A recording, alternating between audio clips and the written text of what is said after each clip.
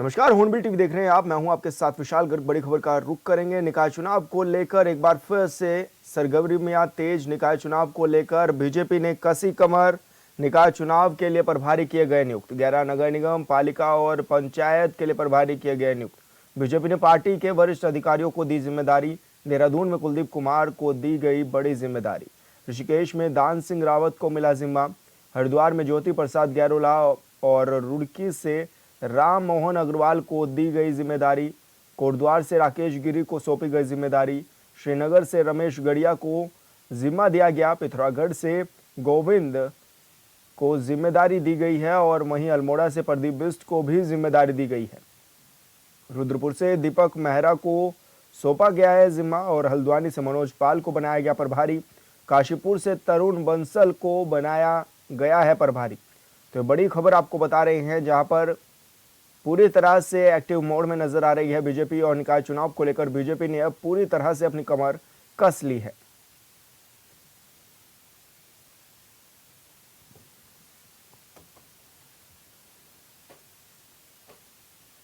और संवाददाता अरुण सैनी हमारे साथ फोन लाइन पर जुड़ गए हैं। अरुण, क्या कुछ जानकारी मिल रही है, किस तरह की तैयारियां हैं बीजेपी की?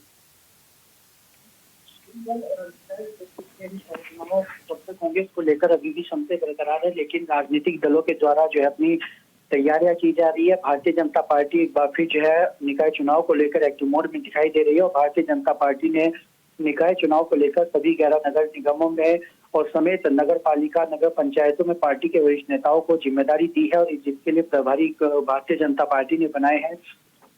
देहरादून में कुलदीप कुमार, ऋषिकेश में दान सिंह रावत, हरिद्वार में ज्योति प्रसाद गैरोला, रुड़की में राम मोहन अग्रवाल, कोटद्वार में राकेश गिरी। इस तरीके से भारतीय जनता पार्टी ने अपने वरिष्ठ पदाधिकारियों की जो है प्रभारी बनाया है और वो क्षेत्र में जाएंगे, जनता से बातचीत करेंगे, जनता से संवाद करेंगे, तो उनसे रायशुमारी करेंगे और कौन प्रत्याशी बेहतर हो सकता है इसका फीडबैक जनता से लेंगे। क्योंकि जिस तरीके से भारतीय जनता पार्टी के प्रदेश अध्यक्ष महेंद्र भट्ट का कहना है कि पब्लिक सर्वे के आधार पर ही जो है प्रत्याशी घोषित किया जाएगा, प्रत्याशी बनाया जाएगा, तो इसको लेकर भारतीय जनता पार्टी अपनी कमर कस रही है और अब जो है जो प्रभारी बनाए गए हैं क्षेत्रों में जाएंगे, वहां पर चुनाव की तमाम रणनीति को इख्तियार करेंगे और जनता से फीडबैक लेकर के तब जाकर ये अपनी रिपोर्ट जो है प्रदेश कार्यालय को देंगे और इसके बाद जो है वो रिपोर्ट केंद्र में जाएंगे। उसके आधार पर जो है प्रत्याशी का चयन भारतीय जनता पार्टी का होगा। इस तरीके से पूरी तैयारी भारतीय जनता पार्टी की निकाय चुनाव को लेकर चल रही है और आगे चुनाव वाले समय में चुनाव कब तक होते हैं और ये तैयारियां और कितनी तेज चलती हैं, तमाम चीजें देखने वाली होंगी।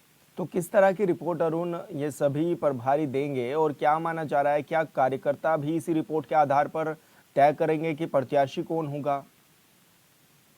जी विशाल, बिल्कुल देखिए, जिस तरीके से भारतीय जनता पार्टी ने अपनी बैठक भी की थी, बैठक में भी जिला अध्यक्षों से रिपोर्ट ली गई थी, कौन प्रत्याशी है, कितने दावेदार हैं, कितने नहीं है, फिर वो रिपोर्ट उनसे मांगी गई है। फिर उसके बाद प्रभारी भी नियुक्त किए गए हैं। प्रभारी जो है क्षेत्रों में जाएंगे, वहां पर तमाम रणनीति को तैयार करेंगे, किस तरीके का जनता का रुझान है, क्या कुछ मुद्दे हैं, किस तरीके से, तो तमाम रणनीति जो है तैयार की जाएगी और प्रत्याशी के चयन को लेकर रिपोर्ट भी जो है वो तैयार की जाएगी, जिसके बाद पब्लिक सर्वे भी होगा। पब्लिक सर्वे के आधार पर भारतीय जनता पार्टी अपना प्रत्याशी घोषित करेगी। बिल्कुल अरुण, बहुत शुक्रिया आपका तमाम जानकारी साझा करने के लिए। ग्राम और क्षेत्र पंचायत में प्रशासक नियुक्त को लेकर समिति गठित। तो ये बड़ी खबर आपको बता रहे हैं, जहां पर पंचायत और ग्राम क्षेत्र को लेकर प्रशासक नियुक्त किए गए हैं। इसी के लिए सीएम धामी के निर्देश पर 3 सदस्यीय कमेटी गठित की गई। विभागीय पर सचिव युगल किशोर पंत की अध्यक्षता में बनाई गई समिति और पंचायती राज निदेशक निधि, संयुक्त निदेशक हिमानी जोशी शामिल। समिति को 9 दिसंबर तक सौंपनी होगी रिपोर्ट। तो ये बड़ी खबर आपको बता रहे हैं, जहां पर मुख्यमंत्री के निर्देश पर 3 सदस्यों की कमेटी तैयार की गई है। सचिव युगल किशोर पंत की अध्यक्षता में यह कमेटी बनाई गई है और 9 दिसंबर तक कमेटी अपनी रिपोर्ट भी सौंपेगी।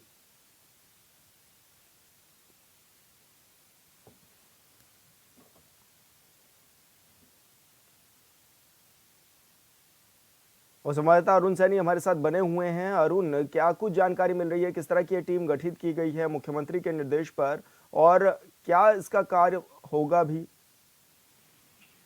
जी सर, देखिए, पंचायत चुनाव भी चल चुके हैं और 6 महीने के लिए पंचायतों में भी प्रशासकों की नियुक्ति कर दी गई है। लेकिन जिस तरीके से ग्राम पंचायतों में और क्षेत्र पंचायतों में विकास अधिकारी को ये जिम्मेदारी दी गई है और उप जिलाधिकारी को जिम्मेदारी दी गई है, लेकिन वहीं जिला पंचायतों में जिला अध्यक्षों को ही प्रशासक जो है वो बनाया गया है, जिसको लेकर ग्राम प्रधान संगठन जो है उन्होंने नाराजगी भी देखने को मिल रही थी और उनकी मांग थी कि जिस तरीके से उन्हें प्रशासक बनाया गया है इसी तरीके से ग्राम पंचायतों क्षेत्र पंचायतों में भी प्रधानों को जो है प्रशासक बनाया जाना चाहिए। इसको लेकर लगातार वो प्रदर्शन भी कर रहे थे और एक आज कूच भी उनका जो है होना था, लेकिन देर रात जो है एक समिति जो है वो गठित की गई है, जिसमें कि उस 3 सदस्यीय समिति गठित की गई है और विभागीय सचिव युगल किशोर पंत की अध्यक्षता में समिति बनाई गई है, जिसमें कि पंचायती राज निदेशक निधि यादव और संयुक्त निदेशक हिमानी जोशी पेटवाल को सदस्य जो है बनाया गया है। और ये 3 सदस्यीय कमेटी अपनी रिपोर्ट 9 दिसंबर तक जो है अपनी रिपोर्ट सौंपेगी और ग्राम पंचायतों क्षेत्र पंचायतों में प्रधानों को प्रशासक बनाने को लेकर ये रिपोर्ट तैयार करेंगे और इस रिपोर्ट के बाद जो है तमाम चीजें देखी जाएंगी कि किस तरीका से उन्हें प्रशासक बनाया जाता है या नहीं। तो इस तरीके से ग्राम प्रधानों की मांग जो थी उस मांग को लेकर के, क्योंकि आज उनका कूच भी था और बड़े कूच का ऐलान उन्होंने किया था, हालांकि कूच अब आज उन्होंने स्थगित कर दिया गया है और सरकार के द्वारा भी समिति बनाई गई है। तो ऐसे में अब ये समिति किस तरीके से अपनी रिपोर्ट तैयार करती है, किस तरीके से रिपोर्ट देती है और ग्राम प्रधानों को प्रशासक बनाया जाता है या नहीं बनाया जाता है, या फिर जिला अध्यक्षों को जो प्रशासक बनाया गया है उन्हें हटाया जाता है या नहीं, ये तमाम चीजें 9 दिसंबर को जब रिपोर्ट सौंपी जाएगी उसके बाद तमाम चीजें स्पष्ट होंगी। बिल्कुल अरुण, बहुत शुक्रिया आपका तमाम जानकारी साझा करने के लिए। देश में जब कभी भी किसी शहर में बड़ा हादसा हो जाता है तो सरकार दावा करती है कि आगे से ऐसा ना हो, इसको लेकर गंभीरता से काम किया जाएगा। लेकिन क्या सरकार के दावों में सच्चाई होती है? पिछले दिनों उत्तर प्रदेश के झांसी में आग लगने से 17 नवजात की मौत हो गई थी, जिसके बाद कई तरह के सवाल भी उठे। आग की घटना के बाद कई अस्पतालों में जांच भी की गई, अधिकारी बड़ी बड़ी बातें कहने लगे, लेकिन जैसे ही खबर मीडिया की सुर्खियों से हटी, सब पहले की तरह शांत हो गए। झांसी की घटना के बाद उत्तराखंड में भी बाकायदा एसओपी जारी हुआ, लेकिन लगता है कि इसका असर नहीं हुआ है। यही वजह है कि राज्य के सबसे बड़े अस्पताल पर आज भी सवाल उठ रहे हैं। रिपोर्ट में देखिए। उत्तराखंड में स्वास्थ्य विभाग पर फिर उठा सवाल। बिना फायर एनओसी के दून मेडिकल कॉलेज संचालित। मीडिया के सवालों पर स्वास्थ्य मंत्री दे रहे हैं दलीलें। जो भी व्यवस्थाएं चाहिए वो सब की जाएंगी। वाह वाह, क्या बात कही है धन सिंह रावत जी। लेकिन सवाल है कब? 2017 से ही उत्तराखंड में सत्ता पर बैठी बीजेपी की डबल इंजन वाली सरकार के स्वास्थ्य मंत्री का हाल ये है कि अभी भी साहब राज्य के सबसे बड़े सरकारी अस्पताल यानी दून मेडिकल कॉलेज में फायर सेफ्टी के सवालों पर दलीलें दे रहे हैं। हजारों करोड़ रुपए सालाना स्वास्थ्य के नाम पर फूंक देने वाले स्वास्थ्य विभाग का मौजूदा वक्त में हाल यह है कि सरकारी अस्पताल में फायर सेफ्टी तक नहीं। और मंत्री जी मीडिया के सवालों पर गीत गा रहे हैं, सवालों पर कह रहे हैं कि जो भी जरूरत होगी उसे पूरा किया जाएगा, लेकिन कब ये बताने तक को कोई तैयार नहीं। देखिए, दून हॉस्पिटल में जो भी व्यवस्थाएं चाहिए वो सब की जाएंगी। देखिए, दून हॉस्पिटल में जो भी व्यवस्थाएं चाहिए वो सब की जाएंगी। झांसी अग्निकांड के बाद उठे थे कई सवाल। उत्तराखंड में एसओपी किया गया था जारी, दून अस्पताल में नहीं दिखा एसओपी का असर। क्या झांसी की तरह हादसे का है इंतजार? इसी महीने पड़ोसी राज्य यानी उत्तर प्रदेश के झांसी में सरकारी अस्पताल में आग लग जाने की वजह से 17 नवजातों ने दम तोड़ दिया था। उसके बाद न सिर्फ उत्तर प्रदेश बल्कि कई राज्यों में स्वास्थ्य विभाग ने गंभीरता दिखाई। उत्तराखंड में तो बाकायदा सभी अस्पतालों के लिए एसओपी जारी की गई थी, जिसमें फायर इक्विपमेंट को दुरुस्त करने के निर्देश दिए गए थे। बावजूद राज्य के सबसे बड़े अस्पताल में ही सरकार की एसओपी का कोई असर नहीं हुआ। 17 नवजातों की मौत के बाद भी अस्पताल प्रशासन और स्वास्थ्य विभाग सुधरने को तैयार नहीं। सवाल है कि क्या देहरादून मेडिकल कॉलेज प्रशासन भी झांसी की तरह हादसे का इंतजार कर रहा है? पहले तो मैं ये कहूँगा कि ये जो एनओसी के बिना, चूँकि एक्चुअली गवर्नमेंट सेक्टर के कुछ नियम है, अगर कोई बिल्डिंग अगर यूज़ कर रहा है 1 साल तो वो वैसे ही हैंडओवर मानी जाती है। तो चूँकि सारे गवर्नमेंट सेक्टर का ही निर्माण कार्य हो रहा है और गवर्नमेंट को ही हैंडओवर हुआ है, तो इसमें ये सारी चीज़ें देख रहे हैं कि कितनी जल्दी से जल्दी ये फायर का जो काम है वो ठीक हो सके। मीडिया के सवालों पर डीएमएस ने दी सफाई। किसी दिन हादसा हुआ तो कौन होगा जिम्मेदार? अरे बंद कीजिए सफाई देना साहब, किसी दिन हादसा हो गया तो क्या आप इसकी जिम्मेदारी लेंगे? अस्पताल के डीएमएस डॉक्टर एनएस बिष्ट कह रहे हैं कि नगर निगम की तरफ से बिल्डिंग बिना फायर एनओसी के ट्रांसफर की गई थी, जिसके चलते फायर उपकरण काम नहीं कर रहे।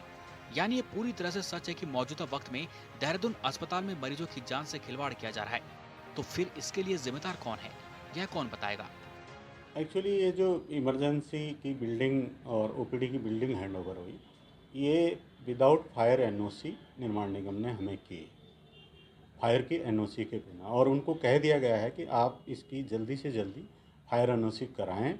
जो लॉस्ट इक्विपमेंट है उसमें, जो डिसफंक्शनल इक्विपमेंट है, उसे रिप्लेस करें। इधर फायर ब्रिगेड के अधिकारी बताते हैं कि अस्पतालों के लिए फायर एनओसी के मानक अलग हैं। बिना एनओसी के अस्पताल का संचालित होना संभव ही नहीं है। वहीं उन्होंने कहा कि यदि कहीं पर फायर एनओसी के बावजूद भी उपकरण काम नहीं कर रहे तो यह भी लापरवाही की श्रेणी में आता है। लापरवाही की श्रेणी यानी कोई तो है जो लापरवाही कर रहा, लेकिन सवाल है कि वह कौन है। हमारे पास जो हॉस्पिटलों की एनओसी है, वो हमारी जो बिल्डिंग है, बिल्डिंग 9 तरह की होती है। इनकी जो बिल्डिंग है, उन बिल्डिंगों का नक्शा अलग तरीके से पास होता है तथा इनकी एनओसी जो है हमारी अग्निशमन व्यवस्थाएं पूरी करने के बाद इनके लिए हमारी एनओसी जारी की जाती है। वर्तमान में और विगत समय में भी अस्पतालों के हमारे बीच बीच में निरीक्षण होते रहते हैं। जो इनके यहाँ अग्निशमन व्यवस्थाएं होती हैं, जो कमियां होती हैं, उनके बारे में समझाया जाता है। अग्निशमन व्यवस्थाएं तो हॉस्पिटलों में मैक्सिमम है। जिन जिन हॉस्पिटलों की एनओसी हमारे यहाँ से हुई है, हमने उनमें मैक्सिमम अग्निशमन व्यवस्थाएं कराने का प्रयास किया है और करवाई भी गई हैं। पर जैसा हम बीच बीच में कभी निरीक्षण करते हैं तो उनका जो अग्निशमन व्यवस्था है वो कार्यशील दशा में नहीं पाई जाती है। ये वास्तव में अस्पताल के लिए दुर्भाग्य की बात है।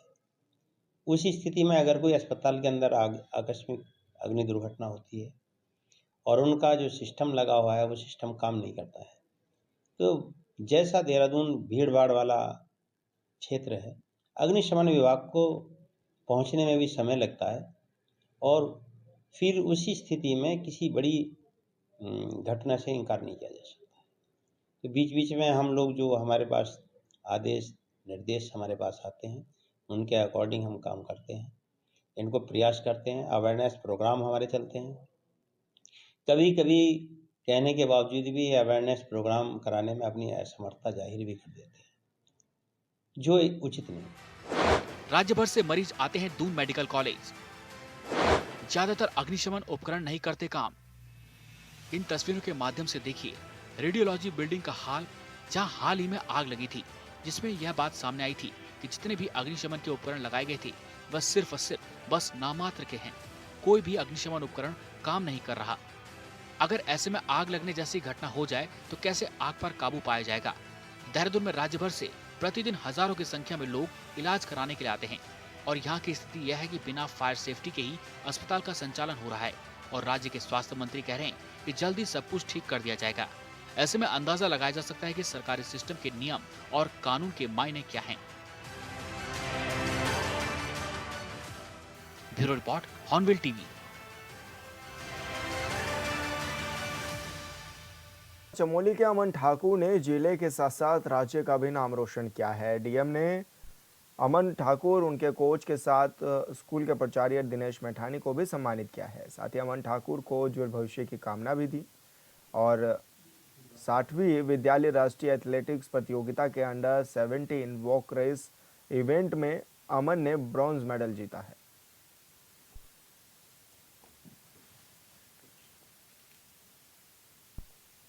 हम सभी जानते हैं कि हिमालय के बिना इस धरती पर किसी का भी कोई अस्तित्व नहीं है और ना ही कल्पना की जा सकती है। फिर भी हम और आप इसे लेकर जागरूक नहीं हो रहे हैं। स्थिति तो ये है कि केंद्र सरकार भी इसे लेकर कोई ठोस कदम नहीं उठा रही है।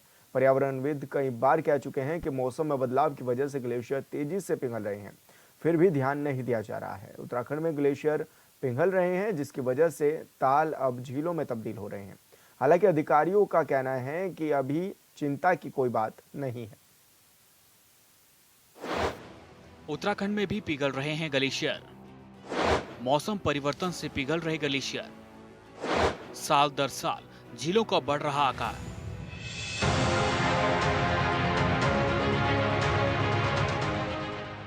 उत्तराखंड में पिघल रहे ग्लेशियर खतरे का सबब बन सकते हैं।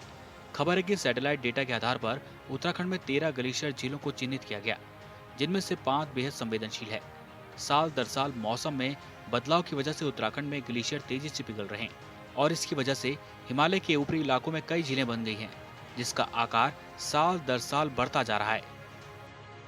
अगर भविष्य में झीलें टूटी तो हिमालय के किसी भी क्षेत्र में केदारनाथ जैसी आपदा आ सकती है।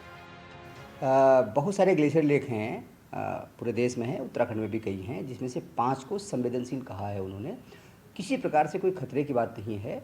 वहाँ पे टीम पहले भी जाती रही हैं। वसुधारा लेक में अभी हमारी टीम गई है, उनकी रिपोर्ट हमको प्राप्त नहीं हुई है, बट मेरी उनसे वार्ता हुई है। किसी प्रकार से कोई चिंताजनक स्थिति नहीं है। उत्तराखंड के 5 ग्लेशियर झील संवेदनशील। रायकाना ग्लेशियर में वसुंधरा ताल से खतरा। वसुंधरा ताल का तेजी से बढ़ रहा आकार। उत्तराखंड में जिन ग्लेशियरों का जिक्र किया जा रहा है, चमोली क्षेत्र में रायकाना ग्लेशियर में वसुंधरा ताल में झील विकसित होने की बात कही गई है, जिसका क्षेत्रफल और आयतन 1968 से बढ़ गया है। इस झील का क्षेत्रफल 1968 में 0.14 वर्ग किलोमीटर से बढ़कर 2021 में 0.59 वर्ग किलोमीटर हो गया है। उत्तराखंड राज्य आपदा प्रबंधन प्राधिकरण की पहल पर वाडिया इंस्टीट्यूट और अन्य वैज्ञानिक संस्थाओं ने मिलकर 5 झीलों का अध्ययन किया। टीम ने लौटकर मौजूदा स्थिति पर रिपोर्ट तैयार कर रही है, जिसे लेकर प्रदेश के आपदा प्रबंधन सचिव विनोद कुमार सुमन ने जानकारी दी।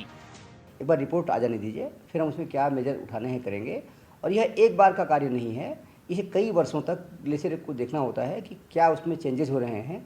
उस चेंजेस के कारण कोई खतरा तो नहीं उत्पन्न हो सकता है, उन सबको देखते हैं। फिलहाल अभी किसी प्रकार से खतरे कोई संभावना नहीं है। झीलों पर आपदा प्रबंधन सचिव का बयान। विनोद कुमार सुमन ने कहा, अभी चिंता नहीं, सर्वे करने वाली टीम की रिपोर्ट नहीं मिली है। उत्तराखंड के आपदा प्रबंधन सचिव विनोद कुमार सुमन कहते हैं कि उत्तराखंड में 5 ग्लेशियर झीलों को संवेदनशील कहा गया है, लेकिन अभी किसी प्रकार का कोई खतरा नहीं है। वहां पर टीमें पहले भी जाती रही हैं और वसुंधरा झील में हमारी टीम गई है। हालांकि अभी उनकी रिपोर्ट प्राप्त नहीं हुई, लेकिन टीम से बातचीत हुई है, जिससे कहा जा सकता है कि कोई चिंताजनक स्थिति नहीं है। ग्लेशियर लेडी शांति ठाकुर भी है चिंतित। शांति ठाकुर ने की हिमालय नीति की मांग। वर्षों से हिमालय संरक्षण पर कर रही हैं काम। इधर उत्तराखंड की रहने वाली शांति ठाकुर, जिन्हें आज सभी ग्लेशियर लेडी के नाम से जानते हैं, वो कहती हैं कि ग्लेशियर और हिमालय में मानवीय गतिविधियों में रोक लगाना बहुत जरूरी है, क्योंकि जितनी अधिक हिमालय क्षेत्र में मानवीय गतिविधियां बढ़ी हैं, उतना ही हिमालय का तापमान बढ़ता जा रहा है और ग्लेशियर के पिघलने की रफ्तार बढ़ी है, जिसका नतीजा यह है कि आज गाढ़ गधेरे का अस्तित्व भी खतरे में है। सबसे बड़ी खुशी की बात है कि आज 33वां मैं स्थापना दिवस संस्था का मना रही हूँ।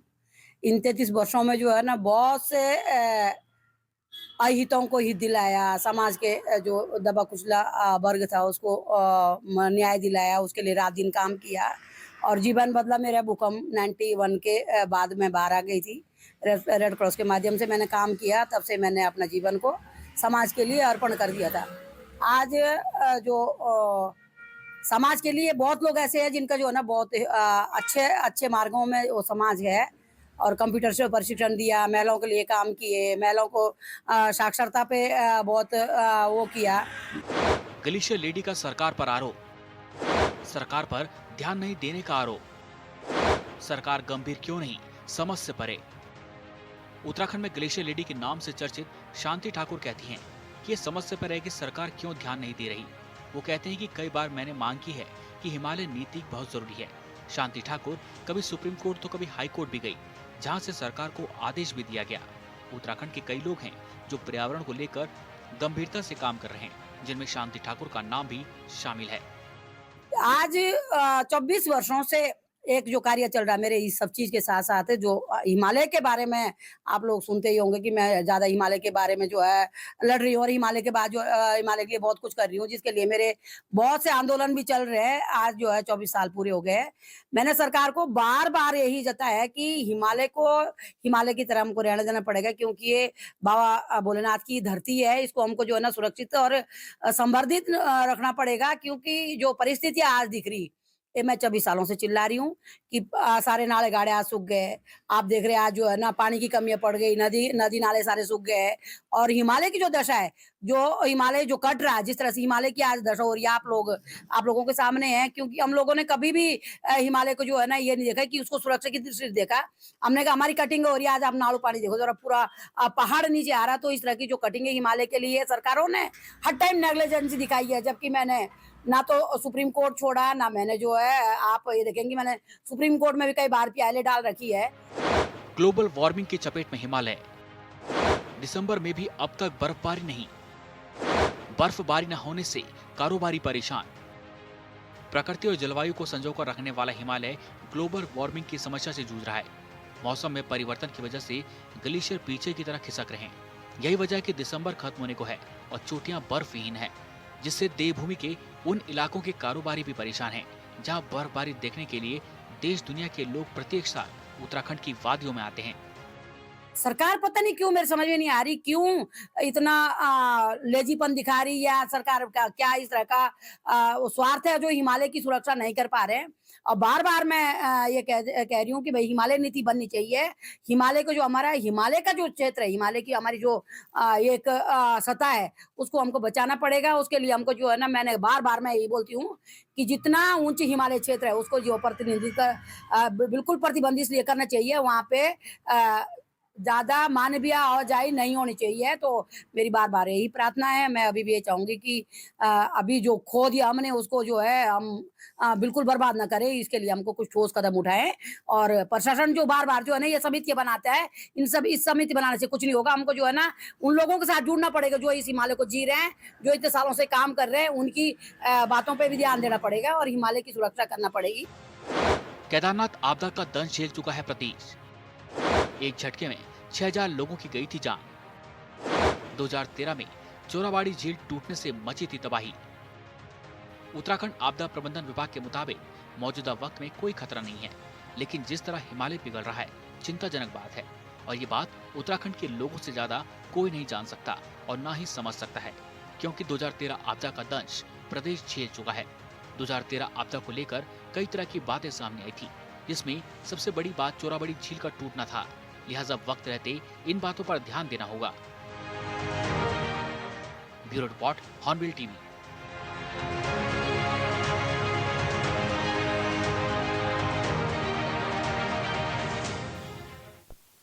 और फिलहाल इस बुलेटिन में इतना ही। आप देखते रहिए हॉर्नबिल टीवी। नमस्कार।